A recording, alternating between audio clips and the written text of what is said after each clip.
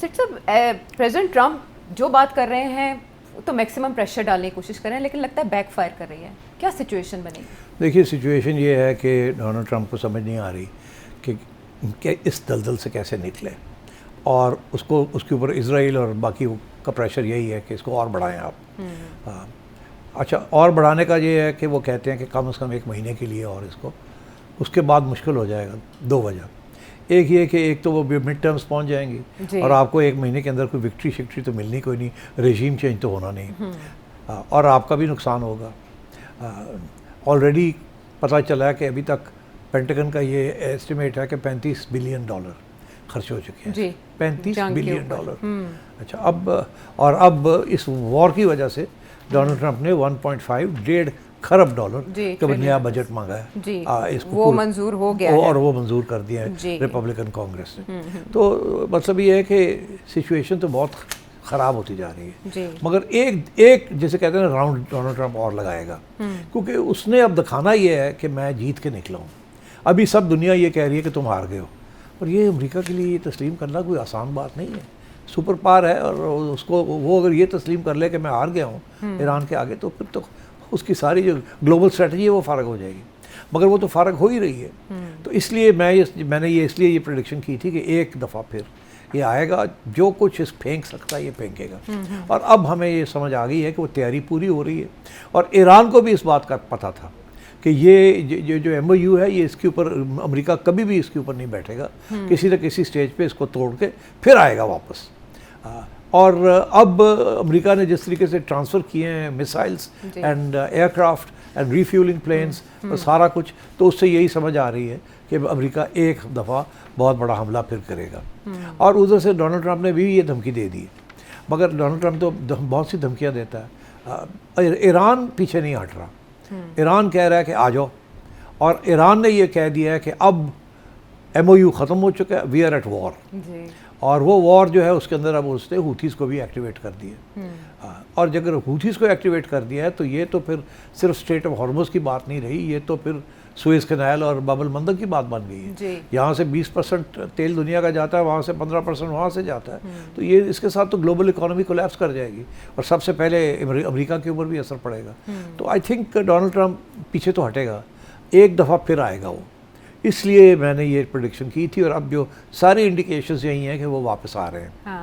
अच्छा, मगर जो इसमें जो नया डायमेंशन जो बना है, नया डायमेंशन ये है कि क्या बूट्स ऑन ग्राउंड करेंगे या फिर बमबारी की कैंपेन। न्यूक्लियर फैसिलिटी की बात करिए। अच्छा, अब वो क्योंकि पहले डोनाल्ड ट्रंप कह चुका है कि हमने इनका न्यूक्लियर प्रोग्राम ख़त्म कर दिया, और फिर अभी तक कह रहा है कि हम लड़ने जा रहे हैं। तो लड़ना किस लिए जा रहे हैं? अगर आप कहते हैं कि आपने न्यूक्लियर प्रोग्राम उड़ा दिया है, तो अब आप क्या करने जा रहे हैं? तो अब ये कह रहा है, पीट हेगसेथ वगैरह उनके डिफेंस सेक्रेटरी वगैरह कह रहे हैं कि नहीं, हम जो उनकी फैसिलिटीज़ रह भी गई हैं, हालांकि वो कर कुछ नहीं सकते, हम उनको ख़त्म करना चाह रहे हैं। ये सिर्फ शो ऑफ फोर्स करना चाह रहे हैं। इसीलिए ये डिस्कशन हो रही है कि क्या जहाँ ये यूरेनियम स्टोर किया हुआ है ईरान ने, वो कोई पहाड़ है उसके नीचे, पिकैक्स माउंटेन है, ये मतलब स्पेकुलेशन है। तो अमेरिका ने कहीं ना कहीं टारगेट करना है उस पहाड़ को, ताकि उसके नीचे 300 फुट नीचे जो भी फैसिलिटीज़ है उनको डिस्ट्रॉय किया जाए। और हो सकता है वो टैक्टिकल न्यूक्लियर वेपन इस्तेमाल करें, या वो B-52 और B-1 और B-2 बॉम्बर्स जो हैं with the big bunker busting bots वो करें। पर डेफिनेटली एक नई अटैक, एक वेव ऑफ अटैक अमेरिका करेगा। और इसीलिए अब आपने देखा कि उनको फैसिलिटीज़ जो हैं टेक ऑफ लैंडिंग की इसराइल भी दे रहा है, और उधर से UK ने भी कर दिया, जर्मनी ने भी कर दिया। वहाँ हॉस्पिटल्स वगैरह सब तैयार हो गए। तो आई थिंक एक किस्म की सपोर्ट मिल रही है डोनाल्ड ट्रंप को टू डू दिस। और आपको पता ही है कि इटली के अंदर भी ये इशू बन चुका था कि खुफिया तौर पे अपने, हालांकि मेलोनी ने कह दिया था कि हम नहीं करेंगे, मगर पता ये चला कि उनके अभी भी एयर स्पेस इस्तेमाल हो रही है, और उनकी जो एयरपोर्ट्स हैं उनको इस्तेमाल किया जा रहा है। वो खुफिया तौर पे हो रहा था। तो इसलिए आई थिंक एक अटैम्प्ट फिर करेगा डोनाल्ड ट्रंप, और उसके बाद फिर देखना ये है कि उसके अंदर अमेरिकन कैजुअल्टीज़ कितनी होती है, और ईरान कैसे रिटेलिएट करता है। ईरान ने ये तक वाजे कर दिया कि हम रिटेलिएट करेंगे, हम सारा गल्फ़ की ऑयल और बाब एल मंदब की ऑयल ख़त्म कर देंगे। अगर आपने हमारे ऑयल फैसिलिटीज़ के ऊपर या वाटर सैलिनेशन प्लांट्स या पावर प्लांट्स के ऊपर अटैक किया, तो हम गल्फ़ के अंदर जितने भी हैं उनको कर देंगे। और आई think they will also attack Israel. अभी आपने देखा, अभी हाल ही में इजराइल के ऊपर कोई बमबारी नहीं हो रही, but I think they will also go for Israel then.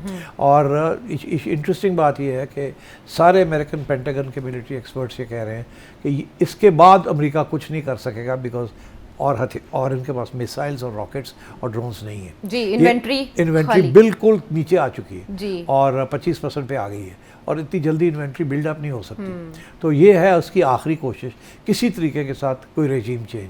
मैं तो ये समझता हूँ ये फिर असैसिनेशन या इस किस्म की तरफ जा सकते हैं, and they can again try to कि कुर्दों को, बलोचों को, अज़रबाईजानीज को एक दफ़ा ये फिर रेजीम चेंज की सारी जगह से ये अटैक करने की कोशिश करें। इसीलिए ईरान ने अपना इंटीरियर मिनिस्टर यहाँ भेज दिया है। मैंने एक प्रेडिक्शन की थी कि ये बात क्या होगी। उनका विजिट जब एंटीसिपेटेड था तो मैंने आपसे एक क्वेश्चन किया था कि ईरानी वज़ीर दाखिला क्यों आ रहे हैं पाकिस्तान, तो आपने क्या बताया था? मेरा ख्याल है कि कुछ ऐसे इश्यूज डिस्कस होंगे जो कि आगे जाके मसला बन सकता है। फॉर एग्ज़ाम्पल ईरान के जो बलूचिस्तान का हिस्सा है जी, अमेरिका की कोशिश है वहाँ भी उकसाया जाए लोगों को, जैसे कुर्दों को।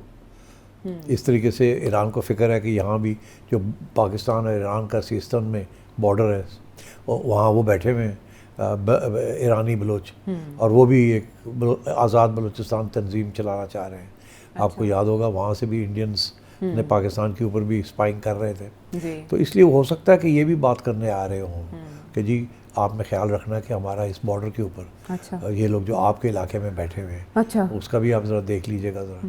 तो ये भी हो सकता है। I think interior two interior तो इसी किस्म की डेवलपमेंट्स होती हैं, terrorism, border problems and so on. तो ये प्रेडिक्शन थी उनके विजिट से तकरीबन 24 घंटे पहले। मैंने प्रेडिक्शन की थी कि ये बात क्या होगी, बात होगी कि जो ईरानियन बलूचिस्तान की सेसेशनिस्ट तंजीम है वो पाकिस्तान और ईरान के बॉर्डर के ऊपर है और उसको अमेरिका हेल्प कर रहा है। तो यहाँ जैसे अमेरिका कुर्दों को कह रहा है कि जी आप निकलो बाहर लड़ो, और ईरान उसकी भी तैयारी कर रहा है कुर्दों के ख़िलाफ़ भी, और इधर मेरा ख्याल है ये सिस्तान के अंदर बलोच तहरीक जो है आज़ादी की उसके ऊपर भी। तो इसीलिए उन्होंने पाकिस्तान को भी ये कह दिया कि ये आप ज़रा ख्याल रखिएगा कि आपकी तरफ से अगर कोई अटैक आए। आपको पता है पहले भी एक इस किस्म की जब अटैक हुई थी फ्रॉम बलोच गुरिल्लाज जो कि ईरानियन है ऑन रेवोल्यूशनरी गार्ड्स, तो ईरान ने पाकिस्तान के इलाके के ऊपर बमबारी की थी और कहा था कि यहाँ घुसपैठी हैं जो हमारे ख़िलाफ़ कर रहे हैं।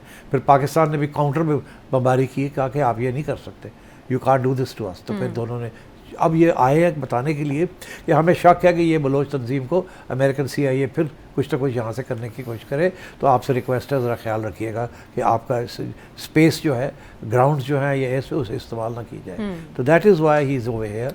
पर इसके अलावा भी I think there is another issue that Pakistanis are discussing with them. वो ये है कि अब बाब अल मंदब से कुछ सऊदी जो पाइपलाइन है across Saudi Arabia to the Bab al मंदब, Iran ने ये वार्निंग दी है कि ये बंद कर दें आप, नहीं तो हम इसको भी अटैक करेंगे।